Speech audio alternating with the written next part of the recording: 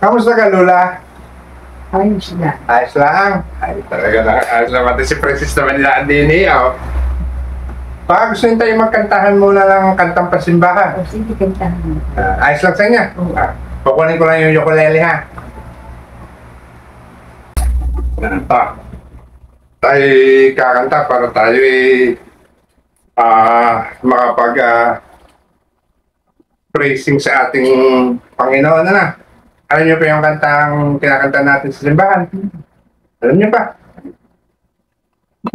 Tayo. Yung ang mga isda. Alam niyo yung mga isda, ang mga ibon. Okay. Ang mga ibon, laksan niyo, na lumilipad, minamahal ng Diyos, di kumukupan. Ang mga ibon na lumilipad, na mahal ng Diyos, di kumukupan. Huwag ka nang malungkot, oh praise the Lord. Dapat may ano, ang mga ibon na lumilipad, minamahal ng Diyos, di kumukupas. Dapat na ganyan kayo. Tula. Ang mga isda naman. Ang mga isda, yan, lumalangoy, minamahal ng Diyos, di kumukupas. Ang mga isda na lumalangoy, minamahal ng Diyos, di kumukupas. Huwag ka nang malungkot, oh praise the Lord.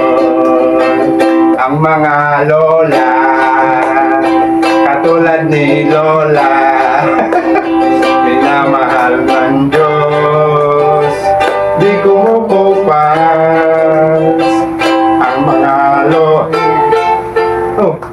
katulad ni Lola Lady, Minamahal ng Diyos. di kumukupas. Huwag ka nang malungkot, oh praise the Lord. Ayat! Ayos ba ka, ayat? Ayos. Ayat! Di kayo nakapagpuri na tayo sa Diyos. Gusto mo mag-gitara? Hindi, iitago.